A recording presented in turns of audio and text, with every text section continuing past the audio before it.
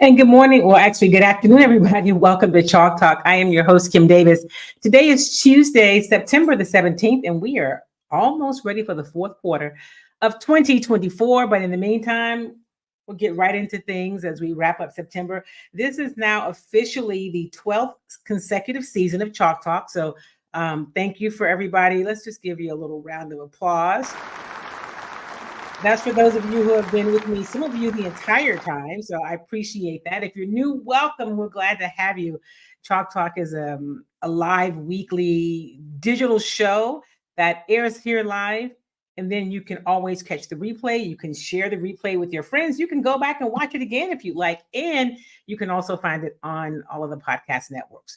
If you are not following me, if you're not subscribed to my YouTube channel, please do that so you can get notifications about this show and other things happening in the world of Chalk Talk. But listen, there was a lot to get to today. And so we are going to do it. This is officially week 3 of the NFL season. The Houston Texans have played 2 games. They are 2-0. For those of you who are Dallas Cowboy fans, I know that there's some of you out there who do watch. You're 1-1, and we won't talk a lot about what happened to you on Sunday. We'll say this. It was the home opener. You played host to the New Orleans Saints, and the Saints fans were doing a second line outside the stadium. So that should pretty much sum that all up. All right, so listen, we're going to talk a little bit about the NFL today. We're obviously going to go over what happened in that Houston Texans win. It was Sunday Night Football. It was their first primetime game in a couple of years since they played the Eagles, I believe, on a Thursday night game. But this was Sunday night, and it was primetime. It was a packed house. The roof was open, all of those things. We're going to talk about what happened in that game, the good, the bad, and the not so good, and also preview the Texans' upcoming game with Minnesota. It is September, and that means it is the final month of Major League Baseball's regular season. So we obviously are going to talk about the Houston Astros. They lost to the Padres in San Diego yesterday, but there is a highlight I want to share with you. The Astros are 4 games up in the American League West, and the Mariners are still in second place. And we'll talk a little bit about the Houston Rockets. Next week, they're going to give us a preview of the kind of a tour, if you will, of the new facility, their practice facility. So next week, stay tuned. Chalk Talk will be on at a different time next week. We may have an earlier show because we definitely want to be there for the Rockets unveiling of their new practice facility. But last week, we got a chance to catch up with a couple of the players, also head coach Ime Udoka and general manager Rafael Stone, as they were out commemorating the 9/11 day. They went over and spent time with some first responders at Houston Emergency Center. So we got a chance to see that as they celebrated Houston first responders. And they started the day at the HEC Center, but they went out and they went to all of the substations. The organization, the staff was spread out across the city and went by to go see and just say thank you to first responders all around the city, fire stations, police substations. And so I'll let you hear. We had a chance to talk to a couple of folk. I mentioned Ime Udoka and Rafael Stone. I'll let you hear that as well. So a lot to get to on today's show. But you know what? Let's start with talking about those Houston Texans. The Texans are now 2-0. Of course, they are leading the AFC South because the other 3 teams in the South are all 0-2. So they're in first place. It's 2 weeks. It's really early. And I know that there are a lot of people you listen to who are already deciding that what happened these first 2 weeks definitely determines what's going to happen the rest of the season. I am not necessarily in that camp, but it is definitely better to be one of the teams at 2-0 instead of 0-2. Now, on Sunday night, the Astros, the Houston Texans hosted the Chicago Bears, and it was billed as this game of Caleb Williams, the number 1 overall draft pick of the Chicago Bears, the quarterback out of USC, and taking on CJ Stroud, last year's number 2 overall pick. First round pick, obviously, quarterback out of The Ohio State University. Last year's NFL Offensive Rookie of the Year. Of course, the Texans boast the Defensive Rookie of the Year as well, and Will Anderson Jr. But so there's this talk about these 2 quarterbacks. And here's one thing I say. Teams and experts around the league are using CJ Stroud as like the barometer for how you look at players, quarterbacks in their rookie season, first round pick quarterbacks. And it's really kind of unfair because CJ is just special. And that's not just because I get to cover him day in, day out. He just really is special. And what he did last season was special. You got to credit CJ, you got to credit DeMeco Ryans. It's that relationship, the head coach and quarterback, that tandem is super key, which I go back to. Yeah, DeMeco should have been coach of the year. But I digress. That is something that CJ had that other quarterbacks don't have. Bryce Young didn't have that advantage in Carolina. We will talk about him today. Caleb has Eberflus, who's a good defensive guy, but he didn't have DeMeco, who brought in Bobby Slowick and the entire staff. But so it's unfair to say if a player doesn't do what CJ did, that they somehow haven't done enough, because what CJ did, and we've heard this word a number of times about a number of things, it just was unprecedented. I mean, he's not your average bear, okay? But it was billed to be this, match of these quarterbacks on Sunday Night Football. And let me tell you, while Caleb is a rookie, it's only his second game of the season. He was under duress much of the night, especially the second half, like the entire second half, because of what that Texans defense showed him. Right, he is going to be a very good player in this football league, in the National Football League. We saw, he's able to scramble and move. he's a bigger quarterback. He's got size. He's got a lot of talent. He just ain't CJ, and that's not his fault. And so y'all stop holding that against him, okay? But the game was not a pretty one. What's pretty about it is if you're on the winning side, you get the W, because at the end of the day, the goal is to get the win, and the Texans did that. The offense wasn't stellar, but it made the plays it had to make when it was necessary, and the defense was the deal, right? So the defense was the deal. But you know what? Let me put a pin in that.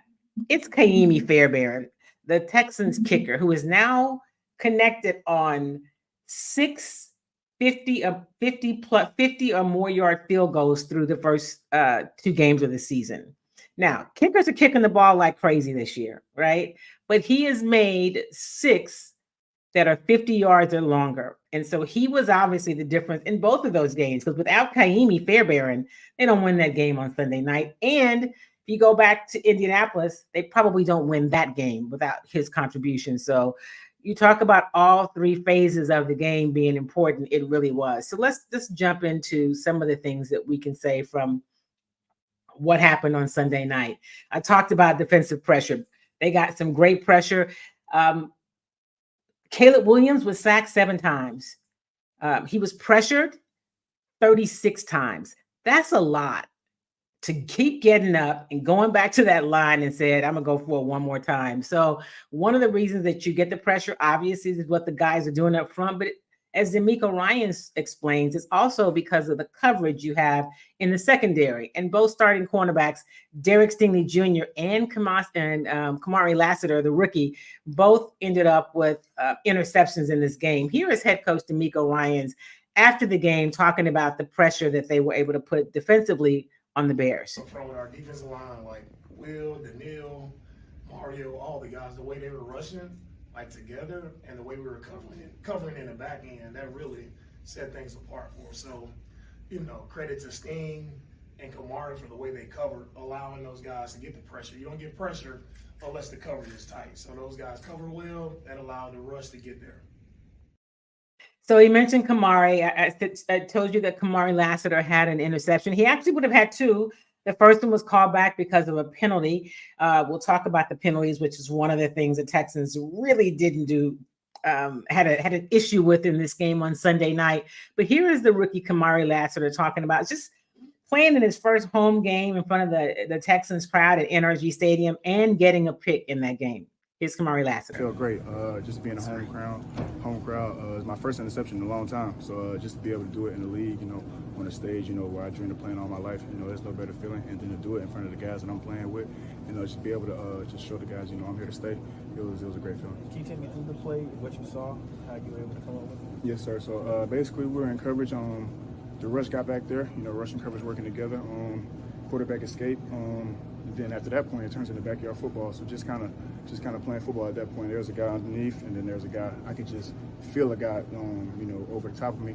So just kind of seeing that he wanted to make the throw behind me, just kind of slow play, being able to break on underneath throw, and then kind of just slow play and go get the ball whenever you throw it. After not getting that first one, were you like itching to after the first one was called back? Man, kind of, everybody was on the sideline. It was like, just go get another one. The whole time I'm thinking, God got me, it's going to come back to me. I'm just going to go out there and, just keep playing my game, keep playing ball, and, came back to me. Kamari, what are some special?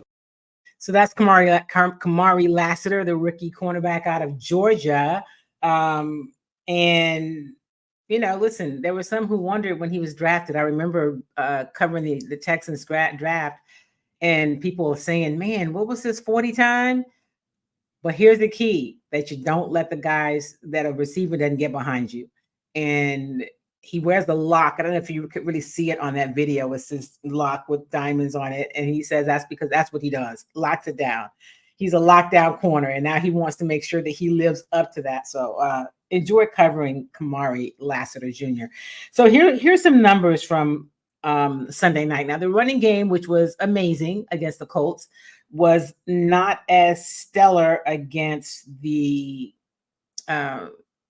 Bears. They weren't really able to run the ball, and this Bears defense is good. It's a really good defense. I think at the end of the season, we may talk about them being one of the top 5 defenses in the league. It is just week 2, but that's a defense to contend with. They ended up with 75 yards rushing overall. Joe Mixon went out for a while. He got a little banged up. He hurt his ankle. He did come back, but Joe ended up with 9 attempts for 25 yards, his longest being 16, which was when he got it was a big play. They needed that first down. Damian Pierce is out. He was inactive for the game, so they also went to Cam Akers, who rushed 7 times for 32 yards, but he turned the ball over in the red zone. He fumbled the ball inside the 5-yard line. Yikes, you just can't do that. And so then they went to DeMeco went with Daria Gumbawale. So the rushing game wasn't what it had been the first week. And here's the deal.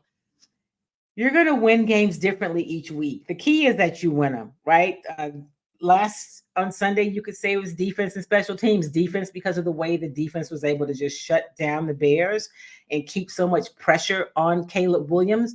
But then special teams because of what Kaimi Fairbairn, the kicker, was able to do. So you got to give credit where credit is due. Caleb Williams ended the night.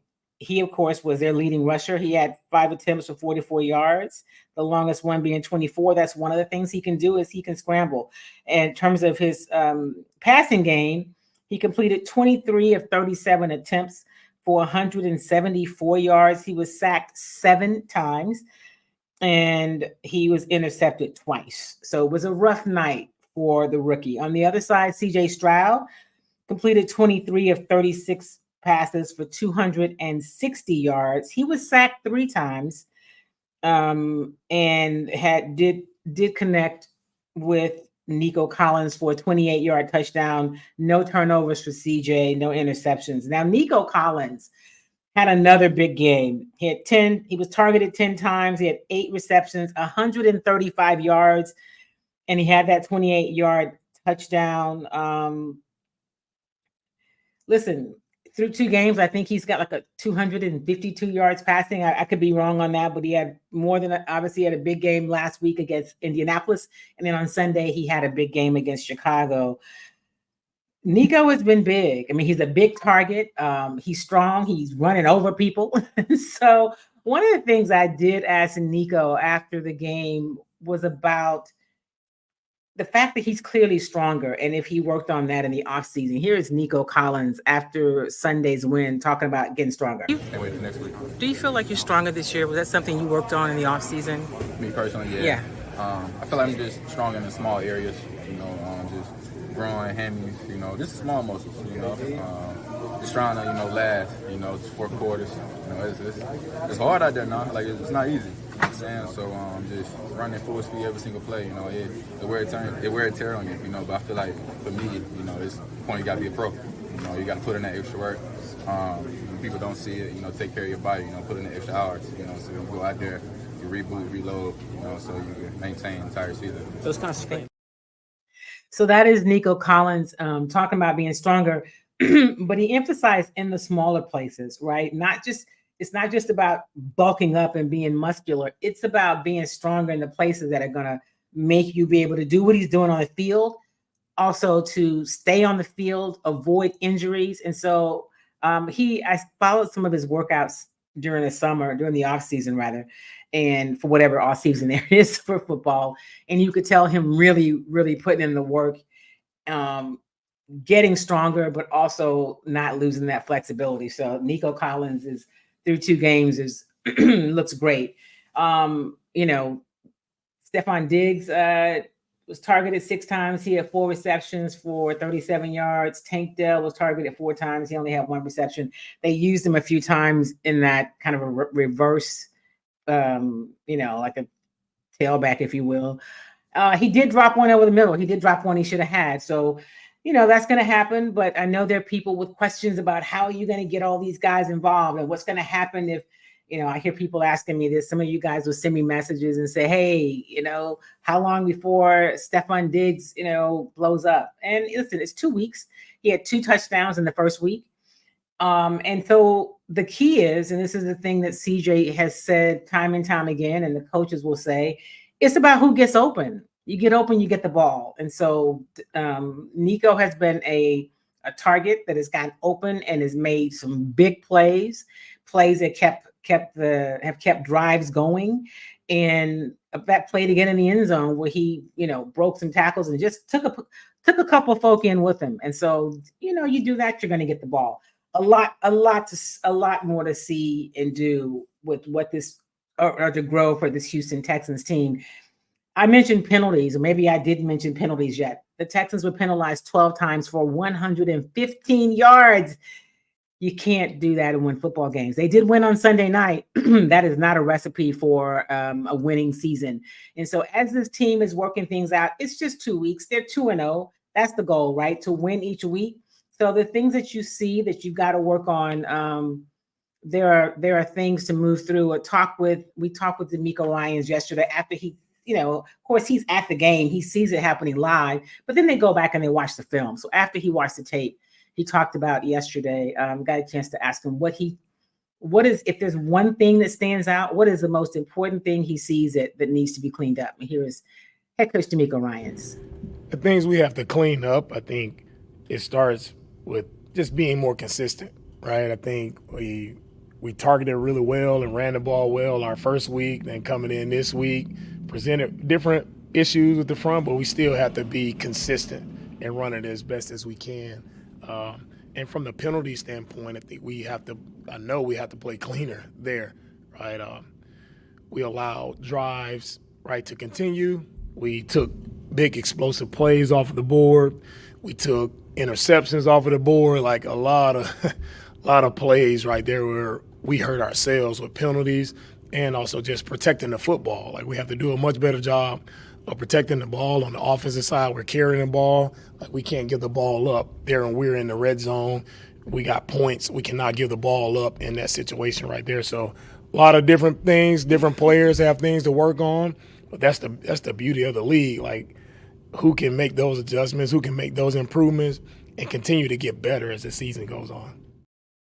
So he mentioned adjustments. He's absolutely right, because I've seen it. The Texans make necessary adjustments, especially defensively. In the second half, they really turned the heat up and we're putting the pressure on Caleb Williams. Now, this offensive line, which we've been looking at, saying that's going to be the key. They've got to be able to, they want to have a run game, a successful and a productive run game, but they also have got to protect C.J. Stroud.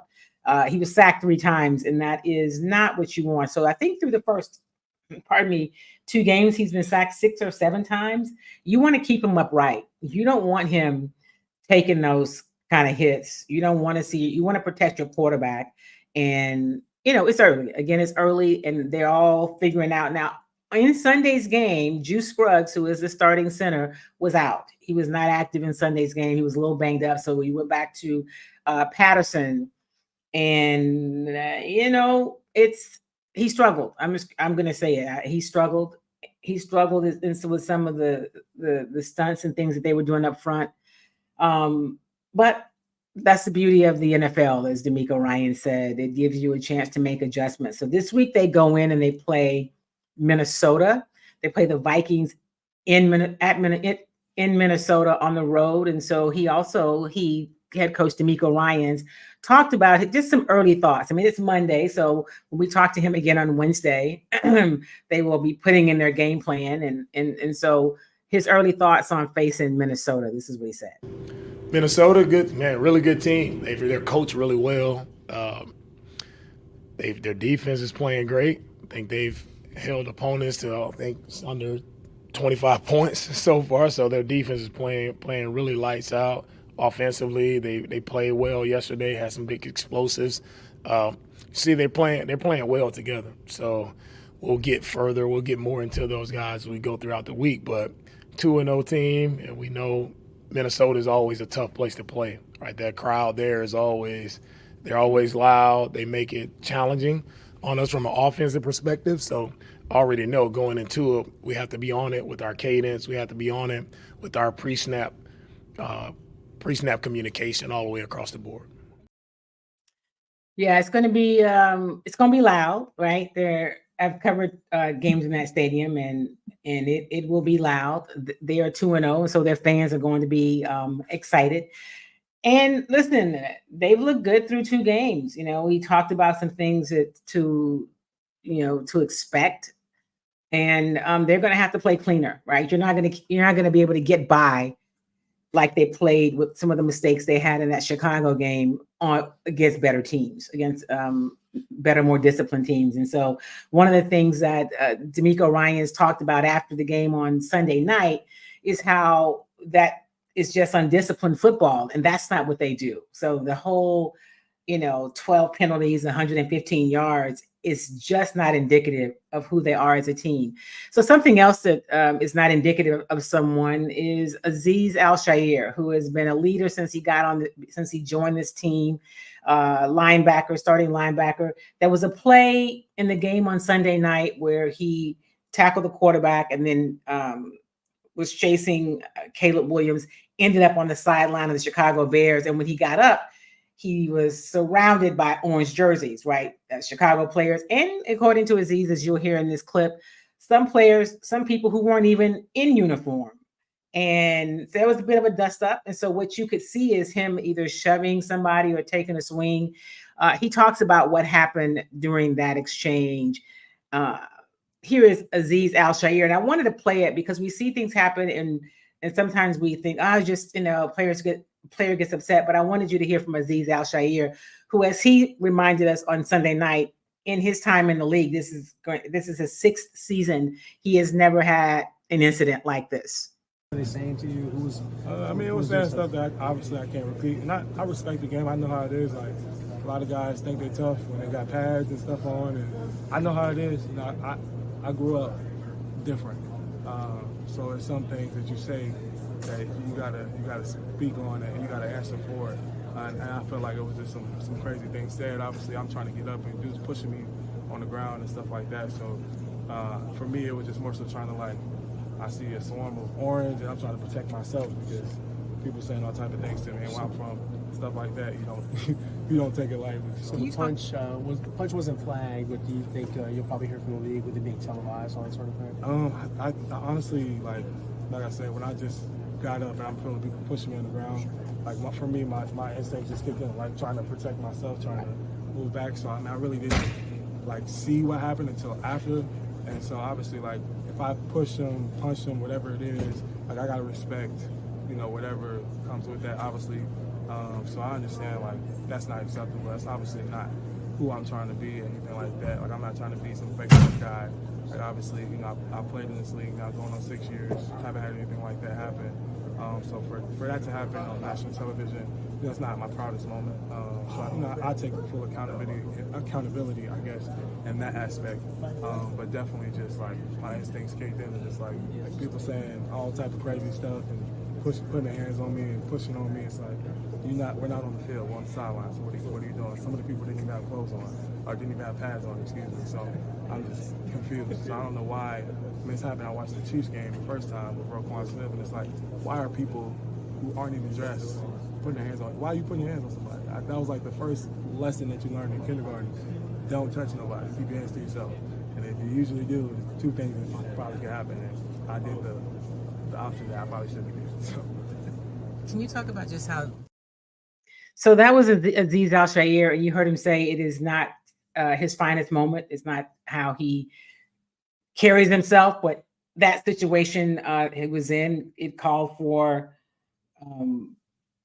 his instincts kicked in. And he said whatever, he will take accountability for, whatever the league says or does. I was just trying to look to see if they, if there has been anything yet, any decisions made about Azeez.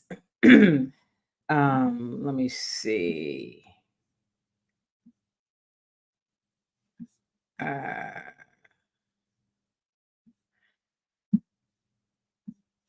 Anyway, nothing yet. I was just looking for, of course there are people saying, he should be suspended. And there was not a flag thrown that night, but as of right now, I don't see anything that has, has come down yet. After the game, DeMeco Ryans did defend Azeez protecting himself, but he also said, we can't throw punches. So he was not condoning the punch. And so we'll see. We'll see if anything comes of it. That has, as of yet, there is nothing that has come down. But I did want you to hear that whole exchange. Like he said, I can't really tell you what was said on the sideline, but he said, I grew up different. And, so his instincts kicked in. We'll get back to the Texans before the end of this broadcast, but I wanted to talk about a couple of players. I mentioned Tua Tagovailoa, who had another concussion in a game last Thursday night, was obviously ruled out for the game and will be ruled out probably for this week. But here's the question that comes up. He has suffered these concussions that have looked really bad, right? We saw him, we've seen him over the years. He's young in his career. I'm sure he wants to play. He did get a new contract. I believe $68 million of it is guaranteed. It's a $53 million contract. And I'm not in the business of counting anybody's money. Get your money when you can. But at some point, right, what good is the money if you don't have your health? He's a young man. He's got a family. And while $250 million is generational wealth, for a lot of people, $68 million is generational wealth. And so that's a decision he and his family have to make. But I do hope that the people around him, the people who love him, really talk to him about what makes the most sense for his future in terms of health. I mean, football is a game. You love it. It's a career. You've worked all your life to get here. But what good is it if you don't have your mind, if your body is unable to do the things you needed to do? And now that we know more about CTE and we know what these brain injuries can do to players and people long term, it just begs the question, who is really having the serious, difficult conversations with that young man? And I just pray that they are, and putting his health as a foremost priority. Another quarterback that we will talk about, that I wanted to talk about, is Bryce Young. He was a number 1 overall pick in the 2023 draft. When the Texans selected CJ Stroud with the second pick, the Carolina Panthers selected Bryce Young. It was said that the Carolina Panthers owner, Dave Tepper, so reportedly didn't draft CJ Stroud because he basically didn't look the part. You can read into that whatever you want. I don't really know what that means, but now 2 games into the second season of Bryce Young's career, second season, second game. He is being benched. He will not be the starting quarterback. They're going to go to Andy Dalton. And so while we understand that this football league, the National Football League, is not for long, right? If you're not performing, not for long. But what have the Carolina Panthers done to put Bryce Young in the best position to win? So I don't know if he's got a future in the league. I don't know. But I know that I feel confident in saying that the Carolina Panthers have mismanaged everything they've done around this young man in terms of evaluating him and putting the right pieces around him. They got rid of Steve Wilkes, the coach before, who had been successful for them. They brought in Frank Reich, and he was supposed to be, this offensive guy that get things done. They fired him 11 games into the season. They've got another coach now. It's just Dave Tepper, who is the owner of the Carolina Panthers, and we've seen him get into fights with fans and just a mess. The organization is just a mess. And it's unfortunate that Bryce Young is caught in the middle of it. So, the Panthers have had Baker Mayfield and they had Sam Darnold, right? Just think about it. Both of those quarterbacks have come through this organization, and both of them are thriving now. Sam Darnold with the Minnesota Vikings, a team that the Texans will face next week, and Baker Mayfield with the Buccaneers. So maybe it's the Panthers, maybe it's the organization. And I get it. Once you have, if he doesn't have the confidence, I don't know how he could. What have they done to help him get that? Then the players in the locker room may see it, and then they don't have the confidence in him. It's not a good situation. But it's not all on Bryce Young. I'm just going to say that. There has to be things put around him. I'm glad that Tepper didn't want to draft C.J. Stroud because that made him available when the Texans picked at number 2. It's really about what you put around those quarterbacks, those young players coming into the league, what kind of talent you have around them, what kind of resources you have around them, the right coaching staff, the right fit. And that is one of the reasons, or the most important reason, that C.J. Stroud had the kind of year he had as a rookie. Obviously, he has a talent, but all of those other things had to be in place. So it's unfortunate what you see happening with Bryce Young, but it is par for the course in what you see with the Carolina Panthers. We have seen this movie before. And so, hopefully he doesn't get too wounded there. And if he's got a future in the league, that he's able to go and have that future somewhere else, because we've seen quarterbacks come through Carolina and go other places and have success. So that is that. Turning to the basketball, because in a few weeks, you guys will be talking about NBA teams going to training camp. And of course, the team I covered, the Houston Rockets, will report to camp. Their media day, September 30th, and camp will start the next day. They'll move into their new practice facility. They're still playing in the Toyota Center, but their new practice facility. And so we'll get a chance to see that next week. Last week, the Rockets took time out for 9/11 and commemorated that day, that somber day of remembrance for what happened on 9/11 23 years ago. But they went and were part of a day honoring first responders at the Houston Emergency Center, where they honored firefighters and police officers. They were a part of a celebration at that building. They took a tour of the HEC Center, which is where the 911 calls come in. And then, so that was everybody, right? Some of the organization, the general manager, Rafael Stone, the team president, Gretchen Shear, and head coach Ime Udoka, and a few of the players were there.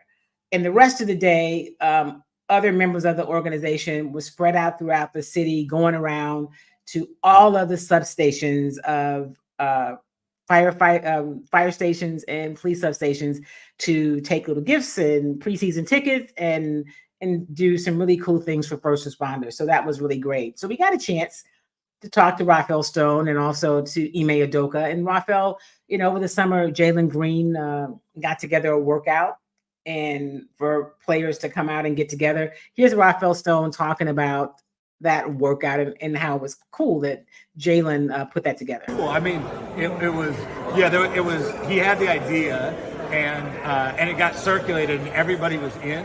but it turned out no one actually told Jalen it was in. So there was a funny moment like halfway through the summer when Jalen's like, who the heck's, who's coming? And everybody's like, me, and so we were all scattered around the country. But yeah, everybody came, and everybody who was able, I shouldn't say everybody, everybody who hadn't had a prior commitment at the time when he sent the note out. But yeah, it was really cool. And again, it's part of maturing and developing as a team is having some of our younger guys take on some of that load.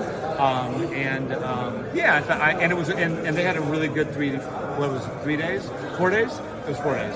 And then we had fun off the court too. I was able to make it out, and it was a good time. So that was General Manager Rafael Stone. Ime Udoka also talked about just what he's seen this summer and gearing up for year 2 with this coaching staff and with this team. You get the vets in there, and the whole coaching staff, we're all together in there going at it. And gives us a chance to take a look at guys, see them in different roles, and just see who's grown over the summer and put the work in. And so it's always good to get off to an early start. And second year under our coaching staff and some of these guys, other than adding a few guys here and there, I think we'll have some more continuity so the guys hit the ground running. Anybody look different than when you saw them, when we saw them in April? Physically, yes. Immediately you saw a few guys. I mean, our men stood out, and then you see some of the work these guys are putting in the weight room, but the games as well. And so this is a good lead up to training camp. And like I said, get a head start on that. And you can see, like I said, physically, you have a bunch of young guys that are going to grow and get bigger rapidly. And you've seen some of that just coming back. So that was head coach Ime Udoka. Next week on Tuesday, when we would normally be here live on Chalk Talk, the Houston Rockets are going to be showing us their new facility. And so I am going to have the show later in the day. So if I have the show earlier in the day, you'll miss it. So I'm going to have the show later in the day. I will remind you about the times. I think we're going to do something around 3:00 where I can tell you what happened. We can talk about what happened over the weekend with Astros, Texans week 3 at Minnesota, and then also show you what happens, show you the facility, the new practice facility of the Houston Rockets. So moving on to baseball, the Houston Astros are still in first place in the American League West. They've sat there for quite a while now. They had a tough loss on Monday night in San Diego to the Padres. Some say, could this be a preview of the Fall Classic, meaning the World Series? We will see. I think the National League West is still pretty open. The Astros are at the record now is 81-69. They are 4 games. They had won 4 games in a row. They swept the Angels and won a game before that. So that 4-game win streak was snapped last night in San Diego. There are just 12 games left to go in the regular season. So they want to finish, obviously, winning the division. And if they can gain any ground, let me just see. I'll tell you that in a moment. But shout out to Spencer Arrighetti, who snapped Luis Arez's wild streak of 141 plate appearances without a strikeout. He struck him out. So that's something to celebrate. I wanted to see, let me tell you the standings right now. If the playoffs were to start today. So in the American League, the Yankees have the best record at 87-63. Then there's Cleveland Guardians, 87-64. And the Houston Astros are at 81-69. So the chance of them, really moving any higher in terms of the top 3 teams is slim. But the key for them is to win their division, right? Is to win their division. And they're sitting atop the American League's West right now. Let me go into in terms of wild cards, there's Baltimore, Kansas City, and Minnesota in those next 3 spots. But I wanted to let's do this in the American League. So 81-69. The Astros are 7-4 out of the last 10 games. Seattle is 77-73. They're 7-3 over the last 10 games. So they made a little ground. They picked up another half game on the Astros. But listen, there's 12 games left, and I forget what the Astros magic number is right now. But it'll come down to the finish. It'll come down to the wire. And then they'll have to be ready for postseason, and we'll see who's ready to do what. We'll talk more about the Houston Astros later in the week, but I wanted to let you know kind of where they stand right now today. So last week, if you tuned in, we got a chance to hear from UNC Charlotte's new head coach, Tomekia Reed. She spent her last several seasons at Jackson State, did some amazing work in the SWAC, had a lot of success at Jackson State, and has been coach of the year, HBCU coach of the year a couple of times, SWAC coach of the years, won championships in the SWAC, had a really another impressive showing at the NCAA tournament, the women's tournament this past spring. And she had other coaches, namely Gino Ariyama, who people listen to when he talks, speak out about how well coached her teams are and have been, and how she really should get a shot. You know, he said, we've got to stop recycling these same players, these same coaches when we look at coaches in terms of Division I schools. She is in her first year at UNC Charlotte, had a chance to sit down and talk with her. I showed you part one of the interview last week, and I'm glad to bring you part two of that this week. Here's the second part of my conversation with head coach Tomekia Reed in her first season at UNC Charlotte. It's new, your first year in Charlotte, and you have all of these things that are new. What's your biggest focus in terms of you going into the season? I know you got to focus on all of it, like the calendar, the meetings, and everything. But when it comes to the team and just, you know, your staff, what's your biggest focus for your first year in Charlotte? Well, right now, you know, it is our goal to, number one, increase ticket sales. We really want to put fans in the stands. We really want to have that support. And the other focus for us right now is to win the championship. You know, to be great. You know, we want to win a championship. We want to, you know, have a better season than the year before. We want to show progress. And we want to begin to develop our identity and what we will be known for. Lay the foundation, establish the culture, gel our student athletes, and be on one accord. So those are those things are the most important thing right now. I think if we can have a big goal to win a championship in year one, we can lay a really good foundation and establish a really good culture for the program to be successful in the years to come. So when do you guys get started? When do you officially start practice, and when is your first game? We start practice officially September the 23rd. Wow, that's close. It is. And our first game is November the 4th. Okay. Day before election. Very exciting time. How has all of the excitement, the recent excitement, right? Because those of us who follow sports, especially those of us who cover women's basketball, have seen the growth of the game and know the talent of the women's game. But this recent really, I guess, burst, if you will, where other people are now saying, hey, women's basketball is pretty cool. How is that impacting what you do? Do you see that and feel it even in Charlotte? And as you talk about increasing ticket sales, are you seeing that excitement in that market too? Absolutely. You know, Angel Reese, Caitlin Clark, Asia Wilson, they are just making the game so super exciting. And right now, women's basketball is in a moment. You know, we're having our moment, and it is our duty to make memories from this moment and to increase this moment. Ticket sales have gone through the roof for our WNBA games. Collegiate games are selling out. Our Final Four women's basketball tournament had more viewers and more people in the arena than men's basketball. So we are growing tremendously, and it is certainly helping programs like ours in Charlotte because people are wanting to see excitement. You know, they want to see some controversy. They want to see storylines, you know, and so we have that we are developing, and it's helping with the game. And I'm just so super excited with where women's basketball is today. You mentioned something earlier about it. You mentioned the portal, and I wanted to ask you about that.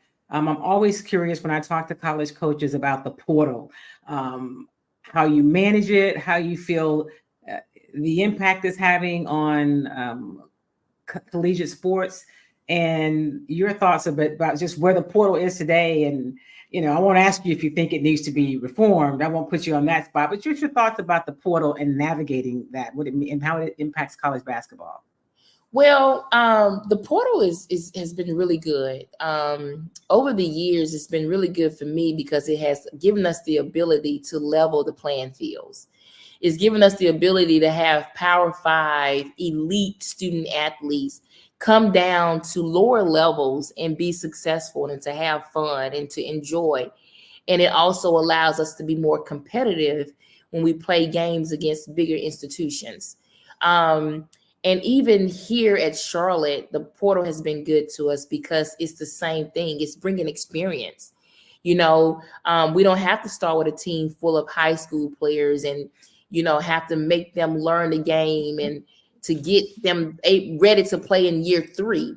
You can bring that experience to your team in year 1 from the transfer portal, from players who just want to be in better situations, from players who are just hungry to do something different, or they just want to win championships. They want to be with a champion coach. And so the transfer portal has had many changes since it's been established. And one of those changes have been closing the window of when players can enter and when players can have to make a decision.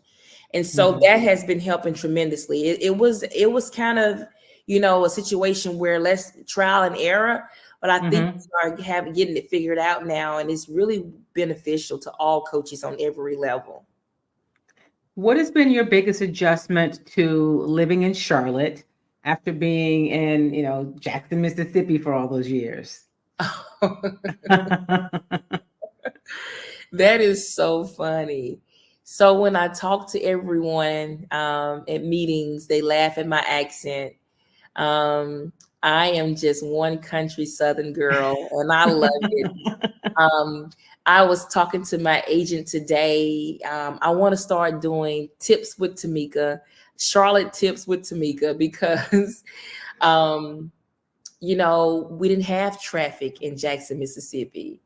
Well, here in Charlotte, we're bumper to bumper in rush hour and in the morning times. And I've been getting into traffic on my car.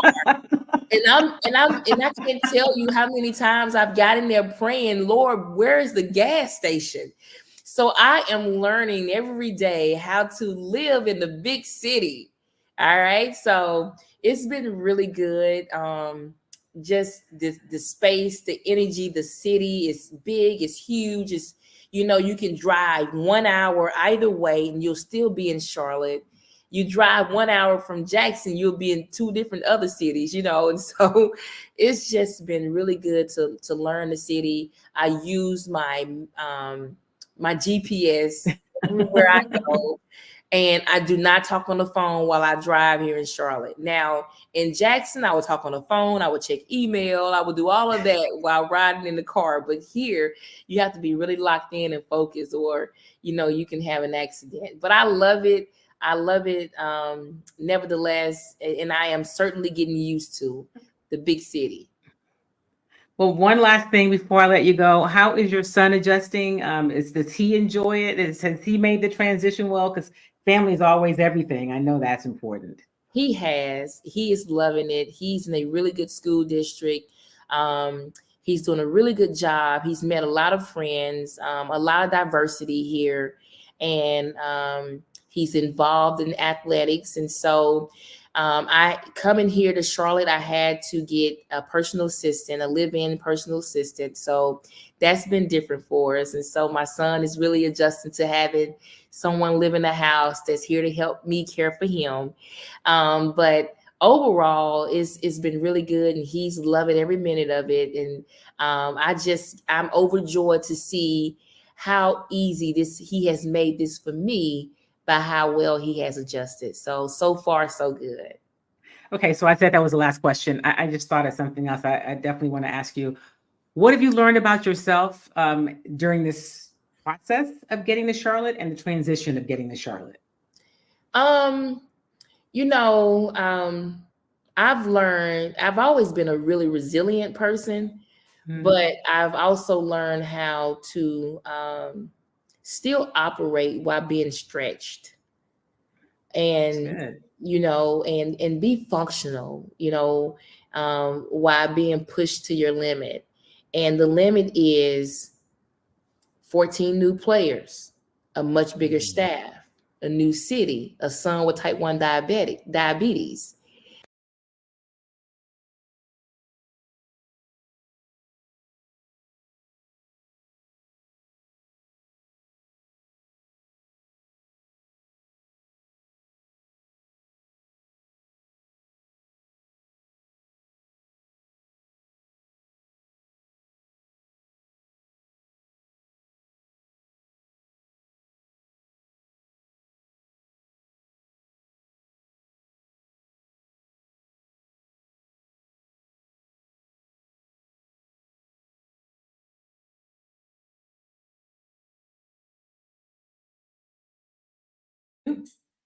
I was muted. Thank you for that. I was saying that's Coach Reed, and she wrapped up that interview. We had a technical challenge at the end, and it froze a bit, and so I don't want to show you her in this frozen state. But she is embracing all the things that are happening in Charlotte.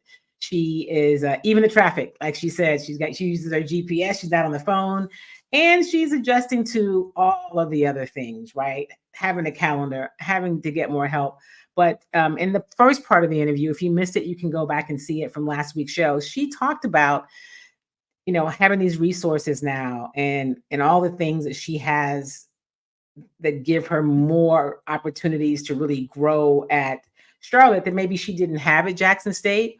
But she made it very, very clear in her interview, and she talked about it in the first part, that she was always 10 toes down. She was all in with Jackson State. And she loved her time there and appreciated her time there and didn't really think about being somewhere else until other people talked about it. So thank you again to Coach Reed for spending that time with me and with us on Chalk Talk.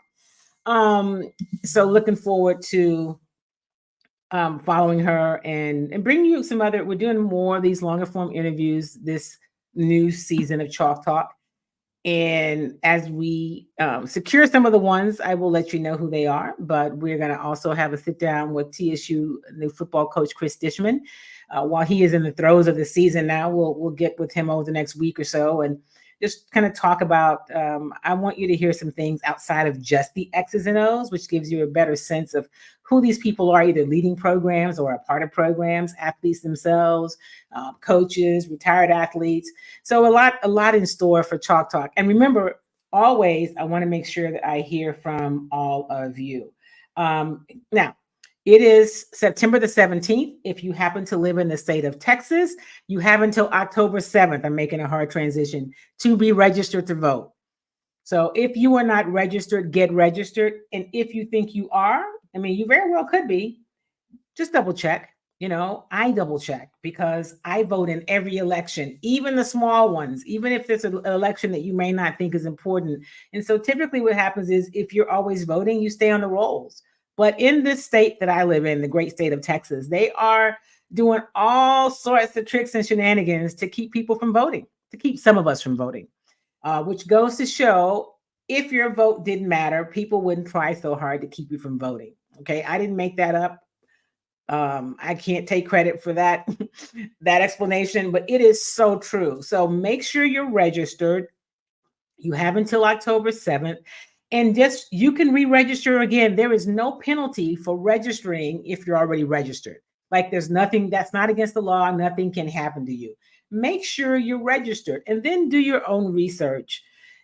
Find out what policies people are standing for and be prepared to vote the entire ticket. We know we're bombarded by all of the images and conversations around the top of the ticket. president and vice president, right? But don't stop there. Understand who's running for all those other races, your Congress people, your senators, your state leaders, your local, your city leaders. Those races matter. A lot of judges are on the ballot. Those are people who will impact your lives on a daily basis. Find out what they stand for, find out who they are, so that when you go to the polls, you are ready. And listen, take somebody with you. So if you listen to Chalk Talk, you know that year round, I talk about voting and being registered, not just during election season. It's election season, so obviously I'm going to still remind you of that. I will never suggest who you vote for, but I will always remind you to vote, because it's just not an option. Like, we just need to be more actively engaged in what happens. It impacts everything you do, from your roads, your streets, your schools, your taxes, your groceries, your medicine, all of the things. And so we need to take some ownership of that. Hey, Mike Patton, thank you so much.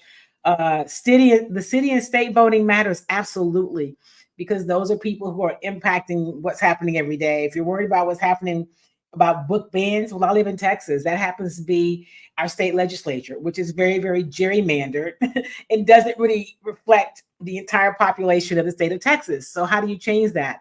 I had a really good friend say, well, Kim, what do we do about that? You vote like never before. There are too many people who don't vote. And so we bought into the fact that we don't have any power, because the people in the places of I guess, authority or position give the impression that if you're not in a certain party, your vote doesn't matter. That's not true. If people really voted, if we got the numbers, in this country, unfortunately, if 40% of the people vote, we think that's good. What if 80% of the people voted, right? What if 90% of the people who are eligible voted? You could change whatever you want in your community, wherever you live. So I'm encouraging you to, one, make sure you're registered. And if you're not, get registered.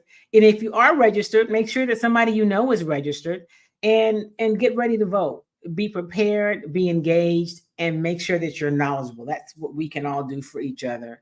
And this is my friend Mike in Tennessee says, we need to chat, and the government in the state of Texas is probably why I won't consider living there. No, just come to Texas and help us change this thing. It doesn't have to stay that way.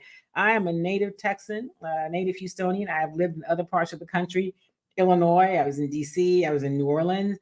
And here's the thing. I get you. Sometimes I'm like, man, this state. But the only way it changes is if more of us that are here are people that come here, if we do some things to make some changes. We don't have to advocate authority to the people who are in charge right now, which is what they would like for us to do. So Mike, think about it. Come on to Texas, my friend. We got room for you. All right. We are, he said, I'm already in Tennessee and it's bad here. Not going to move bad to bad. I get it. So you're in Tennessee, then you have a chance to be a part of that change in Tennessee as well. Another one of the states that people want to call a red state. So people who don't agree with the policies and some of the people, you just are stuck. You are not stuck. You do have power. Get some of your friends to register. Make sure all of your family is registered, and make sure they vote. That's going to do it for us today. We are out of time. Thank you as always for being a part of Chalk Talk. I will see you next Tuesday. Follow along to find out what time the show will be live next Tuesday, because we right now at this time, I will be at the Rockets looking at them unveil their new practice facility. But follow me on all of my social channels, because I'll be talking about Astros the rest of the week. They're back in town, so I'll be out doing Astros. We'll be talking about TSU. Let you hear from Chris Dishman as they get ready to go to Beaumont to take on Lamar University. May even catch up with PV coach Bubba McDowell as they are continuing to be in action. And of course, those Houston Texans. So follow along. You will not be sorry. As always, thank you for being a part of Chalk Talk. Let me hear from you. Make sure you subscribe to my YouTube channel. Make sure you follow me across all my socials. It's either Kim Y. Davis or Kim Y. Davis Media. That's on Instagram because Kim Y. Davis was gone. And Kim Y. Davis on TikTok. I'm trying to be a little more present on TikTok. Some of you have asked me to be there, so I'm doing a little more of that.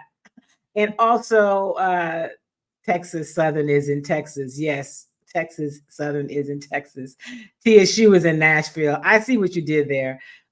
Texas Southern is also TSU. So there are two TSUs, my friend. There's the one in Nashville, and there, of course, is the one in Houston. And a little side note, Mike, you may not know this. My parents met at Texas Southern University at TSU, and my father played on TSU's first football team. So I've always got a little passion for TSU and Texas Southern University. All right, we're out of time. I will see you next week. Remember, get registered to vote. Make sure you do that. And also do something kind for yourself and something kind for somebody else. Make it a great week, everybody. I'll see you next week on Chalk Talk. Peace.